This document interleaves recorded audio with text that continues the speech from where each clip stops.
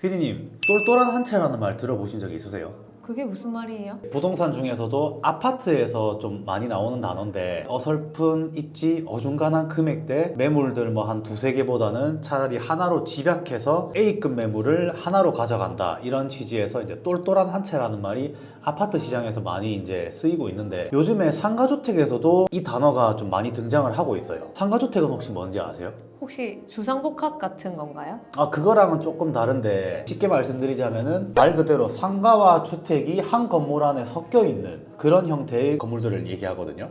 그러다 보니까 이제 직접 거주를 하면서 아래층 부분의 상가에는 임차를 받으면서 거주하면서 월세 수익도 누릴 수 있는 좀 이중적인 수익 구조를 가져가는 형태를 말하거든요. 오늘은 이런 상가주택에는 뭐 어떤 메리트가 있는지 또 상가주택을 선택하는 데 있어서 장단점이나 주의해야 할 사항들을 몇 가지 좀 짚어보고자 합니다. 상가주택의 장점으로는 상가 부분과 주택 부분이 나누어져 있기 때문에 좀 수익이 다변화될 수 있다는 장점이 있어요. 한 축에 치중되어 있지 않고 만약에 주거를 원하시면은 주택 부분에는 거주도 하실 수 있고 그러면 또 주거 비용을 그만큼 절감할 수 있겠죠. 그리고 아래층 부분에 뭐 상가가 있으니까 세를 받으신다면은 뭐 이자나 월세에 충당을 하실 수도 있을 거고 자영업이나 사업을 하시는 분께서는 그 상가 부분을 자기가 직접 사용하면서 또 월 임차료를 절감할 수도 있고 요즘에 이제 공실이 워낙 많다 하는데 그런 공실 리스크도 좀 제거할 수 있는 장점이 되겠습니다. 그리고 아파트나 빌라처럼 그 대지를 대지권 비율로 가져가는 집합 건물의 형태와 다르게 상가주택은 그 온전하게 대지를 전부 다 가지고 있다는 점에서 좀 메리트가 크거든요. 집가 상승에 따른 자산 가치 상승도 아파트에 비해서는 되게 많이 기대할 수가 있고요. 또 일정 규모 이하 주택들은 주택으로 분류돼서 종부세 부담도 낮고 또 1세대 1주택 비과세 요건을 갖춘다면 비과세도 충분히 받으실 수 있고 장점들은 이 정도로 정리해 볼 수 있을 것 같아요. 단점이라 하면은 주택에 직접 거주를 하고 있다면 상가 임차를 사실 아무거나 받기는 좀 어려워요. 밑에 되게 뭐 시끄러운 만약에 뭐 주점이나 술집 관련 이런 거를 좀 넣기도 어렵고 술집 같은 경우는 나와서 이제 흡연하시는 분들도 많고 소음도 당연하게 이제 따라오는 자연스러운 현상이고 유흥이나 이런 것들을 받을 수도 없기 때문에 임차를 제한적으로 받을 수밖에 없어요. 제일 좋은 건 사무실이 뭐 깔끔하고 조용하면서 밤에는 없고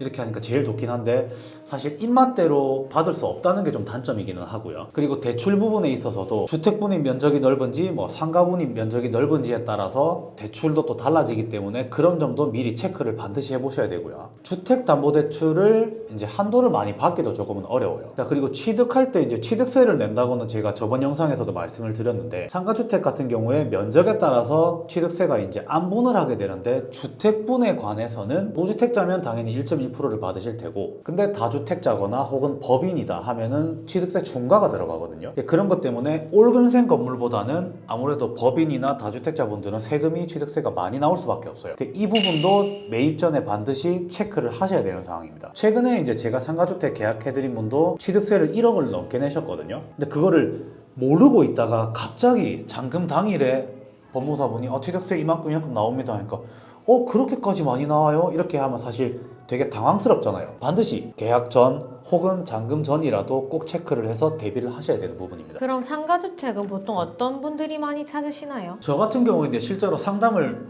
받고 문의를 받다 보면은 실거주를 일단은 생각하시는 분들이 거의 대다수예요. 그러니까 완전 시세 차익이나 뭐 집가 상승만을 노리고 들어오시는 그런 투자자분들은 대로변이라든지 좀 메디컬이나 그런 완전 올근생 건물들을 보시는데 상가주택 찾으시는 분들은 대부분이 그래요. 그냥 한두 개 층 정도는 내가 거주도 하면서 그리고 밑에서는 월세가 뭐 조금이라도 나오면은 내가 이자 충당도 하고 혹은 뭐 생활비에 조금 보태시는 그런 분들도 계시고 그리고 연령대를 보면은 완전 젊은 층보다는 은퇴 후에 노후를 대비하시는 그런 분들이 더 많으신 것 같아요. 그리고 마지막으로는 절대 사면 안 되는 상가주택. 이거 제일 기다렸어요. 진짜 저는 꼭 부탁드리고 싶은 게 진짜 한 5060 이런 분들이 상담받으러 오시면은 거주를 생각하시는데 승강기가 없는 곳들을 선택하시는 걸 제가 많이 봤거든요.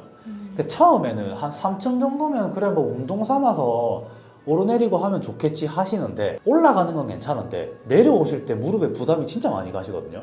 그래서 한 1년 정도 지내시다가 계단 오르내리기가 너무 힘드셔서 엘리베이터 공사를 하시는 분도 봤고요.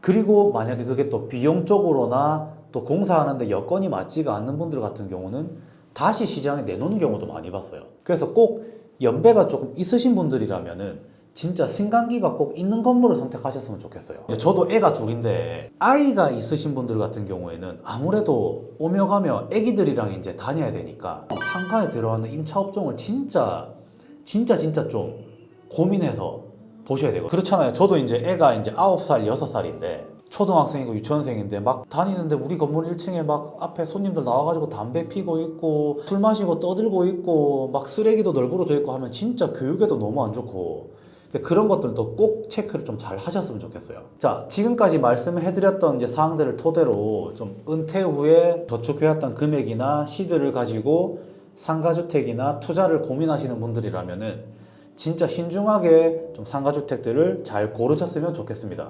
오늘 영상은 여기까지 하도록 하겠습니다. 감사합니다.